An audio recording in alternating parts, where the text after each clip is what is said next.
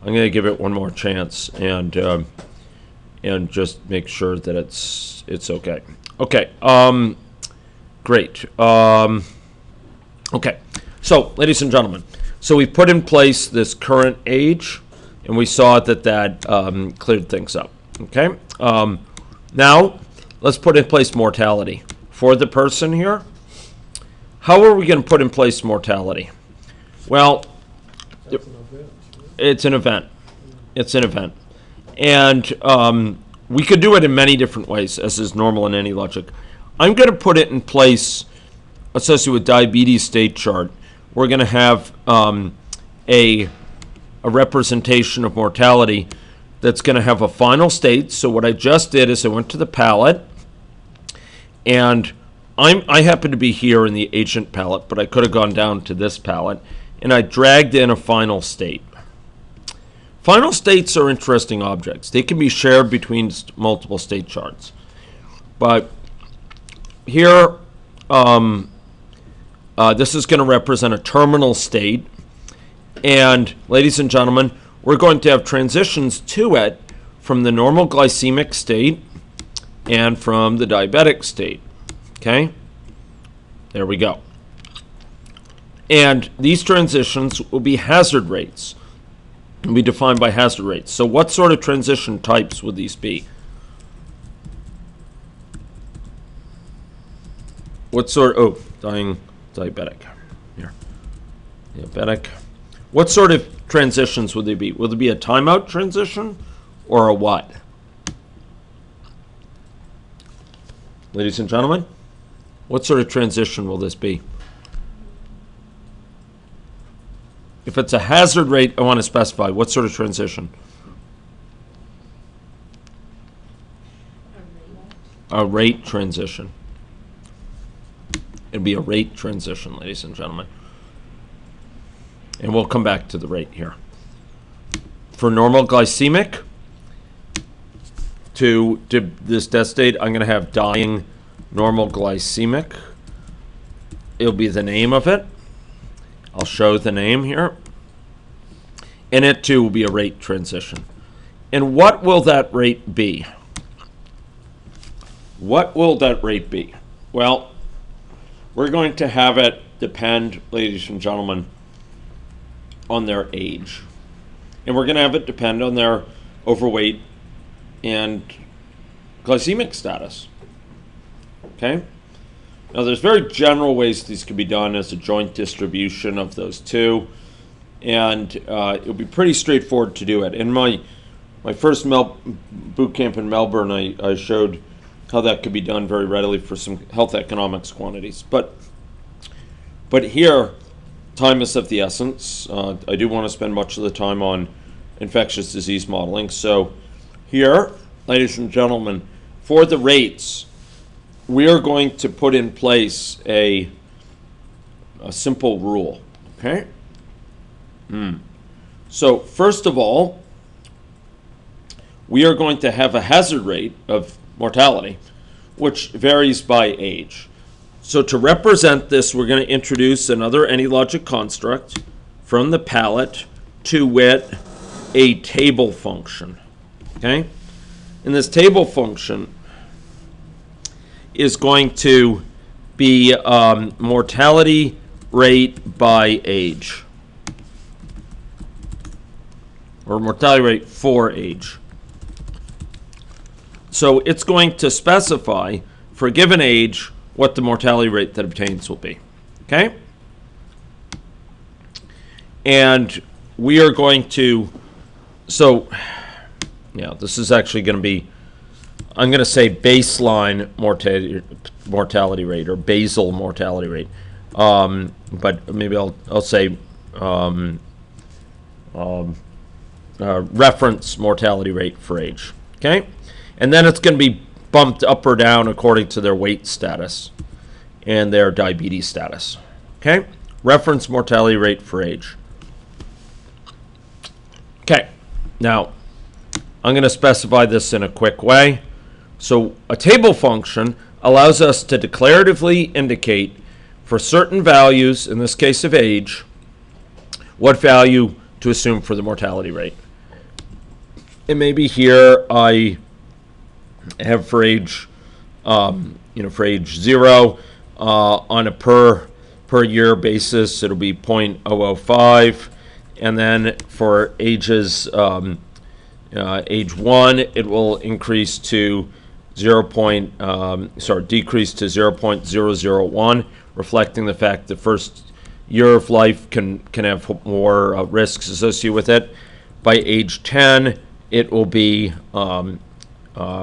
maybe I'll leave it up to age 15, and starting at age 15, there'll be a somewhat higher rate, so 0.002, and okay, yeah. So maybe we'll write it like this: 2e. There we are. I'm sorry. 0.005. Okay, 0.005, and then by age 25, it's declining again to 0.002 after we're past the risky teenage years, and from then on, we'll specify it at a crude level up to age 45, when it will rise to 0.004 as early stage cardiovascular issues start to come to the fore. By age 60, maybe it will rise to 0.005, and this is again a yearly hazard, an annualized hazard, and then by age 70, 0.01. That's probably an understatement. 80, 0.03. 90, 0.075. Okay. Hang on. So we can... Yeah. Okay. And then 100, 0.1. Okay. So I'll put this up on the big screen. You'll notice that it also shows a curve of what it looks like down below. Okay. So I don't mean to privilege these values, but these are the ones I chose. Okay.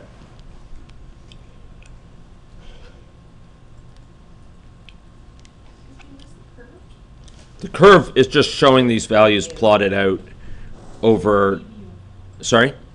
We had to open the preview. Oh, it's in preview, yeah. And yeah, you can't drag it around, but it's just a display of these in visual form, showing this hazard rate. Okay? Now, you'll notice that it's red on both sides. And what it's a reflection that this is, right now it says out of range error. We actually want to change this to say the nearest, meaning if it's above that, it will use the nearest value. Okay? And of course, we should never give it a negative range, but it will kind of plateau out there. Okay? So I changed it to be out of range nearest. If you don't do this, you may get an error message in just a few minutes when we run this. Are we okay with this? Okay? Next, ladies and gentlemen, we're getting close to getting done with the mortality here. Okay? Okay? So, ladies and gentlemen, what we're going to do now is to put into place a hazard rate by age, which is going to be obtaining for these two transitions, okay? But before we do that, I want to add two more variables, okay? And that's going to represent the risks obtaining from weight, their current weight status, and their current glycemic status on their mortality rate. This is a reference mortality rate. We're going to multiply it by hazard rate ratios for each of those states here. Okay, so let's add in a variable, and there's going to be hazard rate ratio for weight, and then hazard rate ratio for diabetes status. Okay? Maybe we should have said glycemic status. Probably that would be better for glycemic status. Okay? Okay. Cam Studio's plugging away there. Okay, for glycemic status. Glycemic status. Boom. Okay. By default, each of these values is initially 1.0. 1.0 for that. 1.0 for this one. These are two variables. What do you think will set the values of these variables? Where will the values be set for these variables? Anyone? Well, so what do you think will change in the states? So when I change state, my hazard rate ratio associated with weight will change. If I become obese, suddenly my hazard rate ratio of mortality rises. Okay? Really, I probably should have said these, man, I'm sorry. Hazard rate ratio, mortality hazard rate ratio. It's a hazard rate ratio of mortality, to be clear. Not of any hazard rate, but mortality specifically, hazard rate. Mortality hazard rate ratio for glycemic status, mortality hazard rate ratio for weight. And just like with color, just like with scale, just like with the interaction term for becoming diabetic, this hazard, this will vary based on their state. So for normal glycemic, the hazard rate ratio, mortality hazard rate ratio for what needs to be modified? For what? Weight or for glycemic status? Glycemic status will equal 1.0 for this guy here. By contrast, ladies and gentlemen, for this guy, the mortality hazard rate ratio for glycemic status will be, 5 times larger, let's say. Say 2.5 times larger. So in other words, there'll be a hazard rate ratio that obtains for this person in terms of their glycemic status. If they're normal glycemic, we'll set that multiplier to be 1, because that's the reference category. And for diabetic, we'll set it to be 2.5. In short, if they become diabetic, their risk of dying on a per-year basis, their hazard rate for mortality, will be 2.5 times higher than in the baseline. Quick question. Yeah. For all those hazard rate as variables, you assign as a constant in terms of time. So yeah. what if the hazard rate of any of these ones you defined there is dependent on the sojourn time of the previous state? That's a good question. So suppose that that these instead of being constants, for example, they need to vary based on how long you've been diabetic, right? How long you have been or you've in the previous state before it became diabetic. Yeah.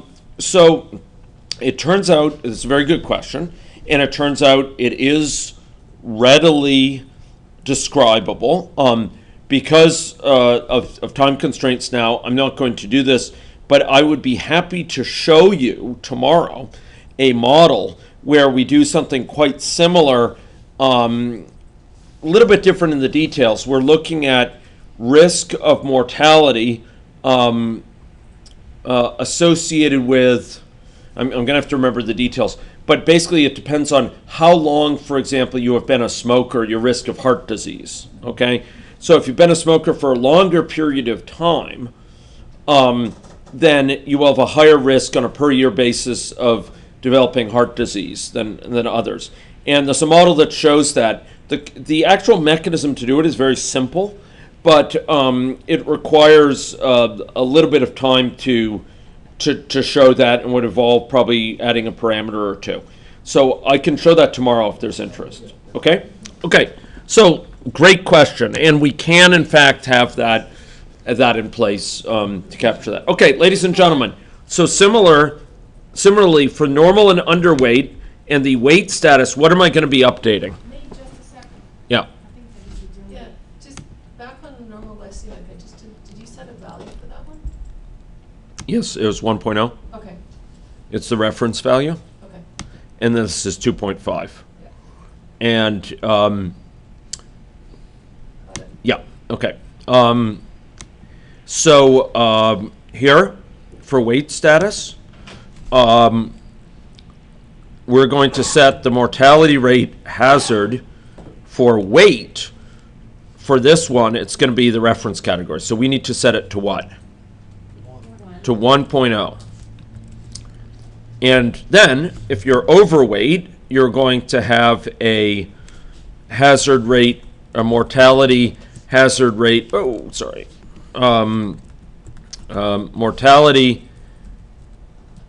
hazard rate ratio for weight that will be larger, okay? I'm going to make it 1.1. And then for obesity, for obese, we're going to have a hazard rate ratio which will be 1.5, okay? So here, for obese, mortality hazard rate ratio for weight equals 1.5, okay? So in short, your risk of mortality per your basis, your hazard rate of mortality will be 1.5 times higher if you're obese rather than normal glycemic. Now, you know, when I was in Melbourne, one of the things that people were interested in is how would you capture interaction effects between them? So you don't have each one specified in a separate hazard rate ratio and multiply them. How could you capture the interaction terms so that maybe if you're diabetic and obese, it's incomparably worse than just being, you know, non-diabetic and obese. And maybe they're not independent terms. And I have an extended example there where I show how that can be done quite nicely in AnyLogic with a modest amount of mechanism. You could capture these joint distributions, which would simultaneously take into account your weight status and your glycemic status, and have a joint hazard rate ratio associated with that.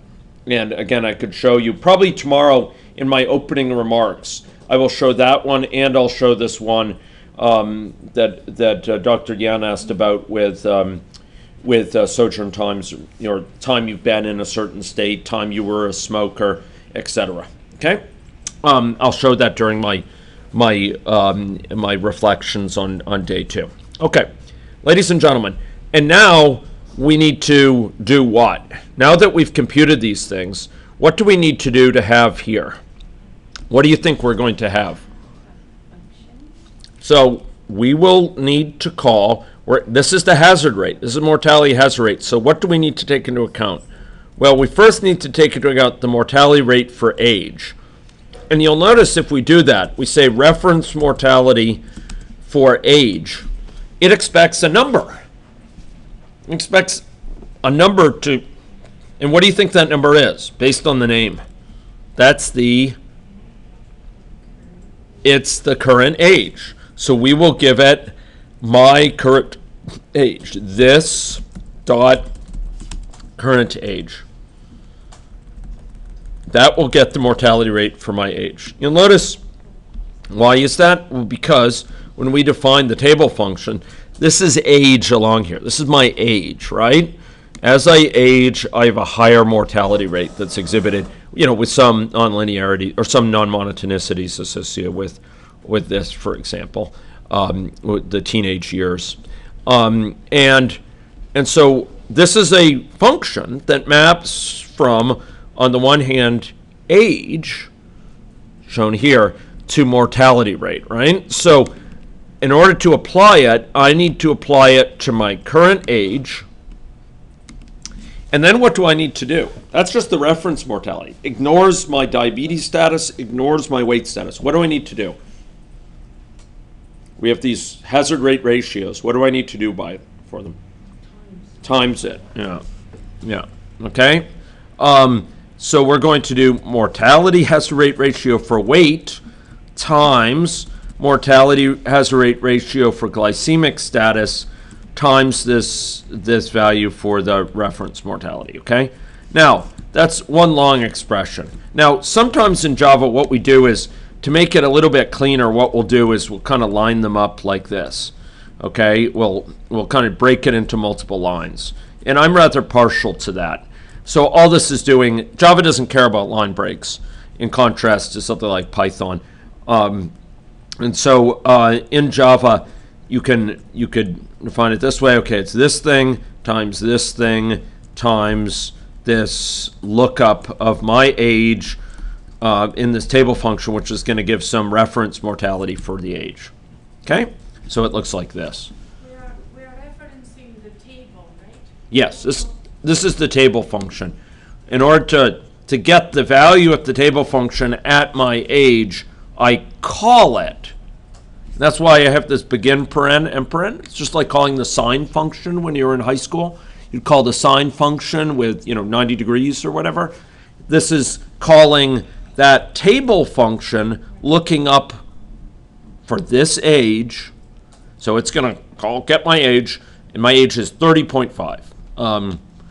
And it's going to, having do that, it will then look up in the table function for that age what the value is.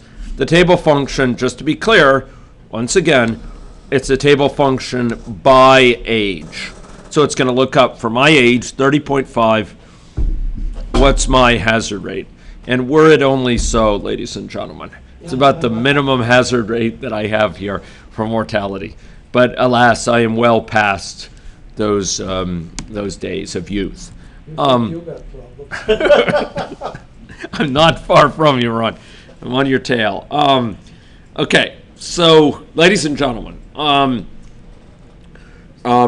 here we have a formula for this guy here, and we need a similar formula exactly for this one. Okay.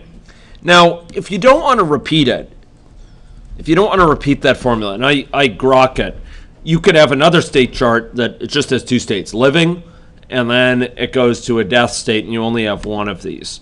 I happen to put it in here, but it is the same formula for both. Although you could argue, wait a minute, why do this whole thing by glycemic status? After all, maybe this one should be times 1.0, and this one, don't do this unless you really want to, this one could be times 2.5. Because this one is from that state. And then we don't need to keep this hazard rate ratio. And I'm partial to that idea. I guess in part though, would that depend on how, as you develop a model, by putting in the variable names, you can expand it to more complex That's exactly functions. right. That's exactly right. And among other things, maybe take into account interaction effects or what have you. So there's a balance here about how to do it. Then following from that, is there any thinking is it better kind of to start off simple and just put in values and then replace them by functions, or is it better to think an overarching model and Right. Well, okay. So when I build a model for myself, I tend to do a bit more design for long term in it, and I won't scatter in values hard coded because those are. They may be changed, they may be updated. I like documentation on them.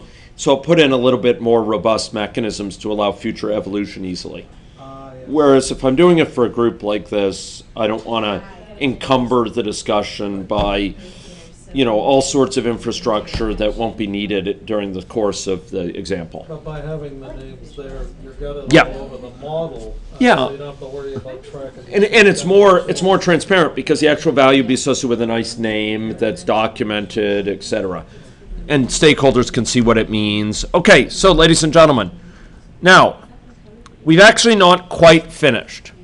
And we can be forgiven for fooling ourselves that this is done. We have, ladies and gentlemen, a mortality rate that varies by age.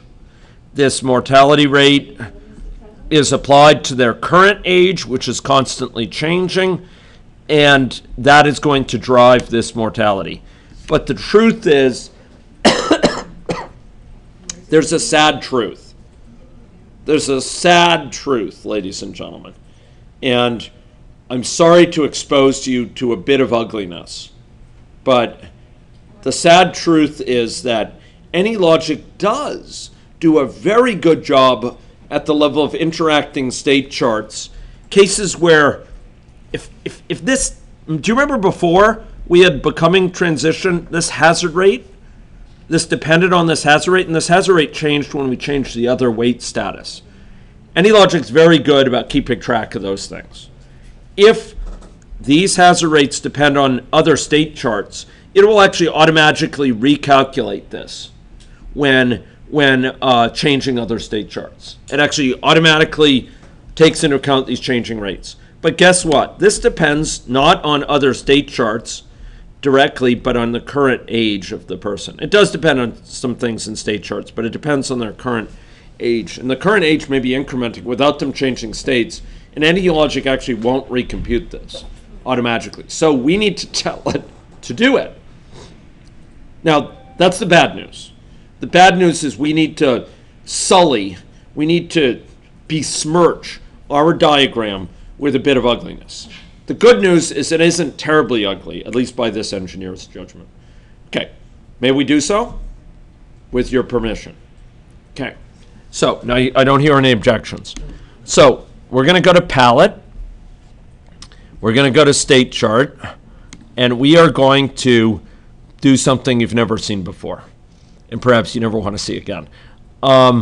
We are going to put in a self transition that leads from this state back to itself. Okay? And we're going to put in one of those, and it's going to go off, and it's going to be called recalculate, recalculate mortality hazard. Okay? Normal glycemic, for normal glycemic. And I wish we didn't have to do this. This is one of my more humiliating points in my boot camp, where I need to tell you, you need to do the equivalent of licking the floor. But we need to put in this thing to recalculate once a year the mortality rate. And by leaving the state and coming back in, it will actually recalculate when this goes and when this time is. This is a memberless transition, but this one will be recalculated. And the same thing, ladies and gentlemen, I'm sorry to say, I regret to say it, but the same thing is needed for the diabetic state. Okay, so I'm going to copy this down there and stick it in there. Okay, so ladies and gentlemen, you can play with the aesthetics of it. How did I do it? Let me show you how I did this. How did I bend this literally to my will? So what I did is I dragged in a transition, and it left the state of interest. Okay, here we go. I would have thought that you can drag this in, but mumble. Okay, okay, so come on, get in there. Okay, yeah, there we go. So I dragged it like that, and then I double-clicked on it. And I dragged a kink in it. And then I double-clicked on it again. And then I bent it back. And this one is going to be called Recalculate Mortality Hazard for Mortality Hazard for Diabetic. And every 1 year, we could set this to be every month if we wanted to. It's going to recalculate it. We don't have to do anything more. By coming out and going back in, it's going to recalculate this hazard. Remember my comments earlier. When you come into a state, it figures out the timing associated with all the timeouts and associated with the hazard rates for all the outgoing transitions. So coming into the state, it will figure out what this mortality rate is for my current age. And I'm going to do this yearly, but I could just do it monthly. I could do it biannually. That is the ugly truth, and that's bad. I tend to dislike it. It's not the biggest blemish I've ever seen on a model, but it's not pleasant. This is basically recalculation. When do you need that? You need that if this thing is depending on things that are not purely dependent on another state. And in this case, it's depending on age. So if we stayed in the same state here, stayed in the same state here, it wouldn't recalculate this hazard rate without being told to do so. Okay? Does that recalculate everything? I mean, it recalculates a current age, you recalculate, like, It- you just need one loop to recalculate everything? Yeah, basically by coming back in, it'll recalculate the timing of this transition and of this one. It'll be calculated when will I go out dying, when will I come out here. If this one occurs first, it will go and then go to diabetic, and it'll figure, okay, when do I die from here? So it'll be recalculating all the out transitions by coming in. Out transitions that are timeouts and rates. Okay? We'll soon see other types of transitions before the afternoon is out. Okay, so let's run this thing. So now we have people aging in place, ladies and gentlemen. They are aging here. Their age is changing. They have hazard rates associated with that. Look at this. This person is changing states here. Okay, and it's periodically recalculating these values here. Okay, so every year it is recalculating the values that obtain for the death rates. An unfortunate but necessary feature in any logic to deal with time varying hazard rates. And per Dr. Yan's question, if you had situation where your mortality, for example, depended on the sojourn in the previous state, how long you were in your previous state, you'd want to be sure that, well, for that one, there's no recalculation that needed because that was in the past. We know what that is. It won't be changing. But if your chance of dying depended on how long you have been diabetic, then you'd be recalculating it. You'd be recalculating it the same way based on how long you've been diabetic. So you'd have a mortality that depends on how long you've been diabetic, and you'd be recalculating the same way. This is the ugly truth, ladies and gentlemen. This person has now died. But we have not done the key thing, and this will be the crowning, well, what we might call the coup de grace here. What needs to happen when they die? They need to be removed from the population. Now, there's two ways to do this. One way is to say this, so when they come into this state, this dot delete self. And that tends to work very well, except when you have hybrid agent-based models and discrete event simulations. The other things are you can remove yourself from the population explicitly. So this is one way. The other way, I prefer this in this case. It's not a hybrid model. Otherwise, what we could do is we could request, so I'll put it there. Otherwise, we can request that main remove us from the population. And the way you would do this is you would say main, you say, hey, main, remove population, remove who from the population? Me. That's how you do it. This is, don't do these together. They're one or the other. This one is, in general, easier to understand. If you have a hybrid model where you have discrete event being used together, this will be a little bit more foolproof to accomplish that.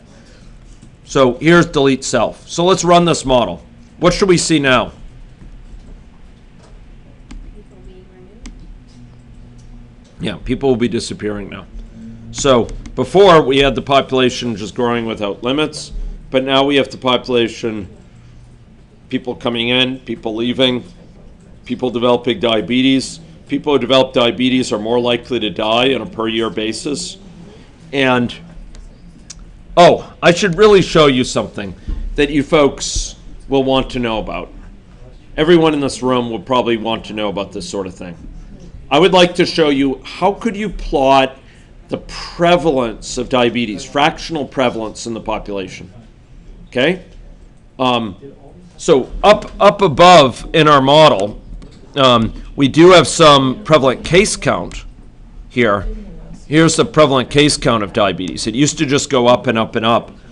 And now it goes up, but then it plateaus as the situation gets into more of a stochastic steady state.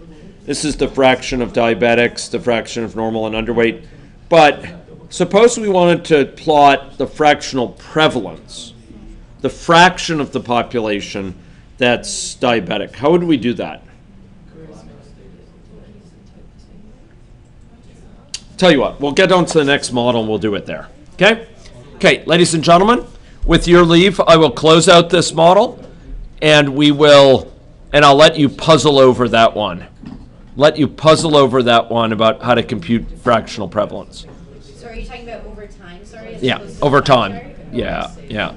Instead of computing the prevalent case count, Yeah, yeah, okay. we will compute instead the fractional prevalence. What fraction of the population is currently diabetic? Okay, ladies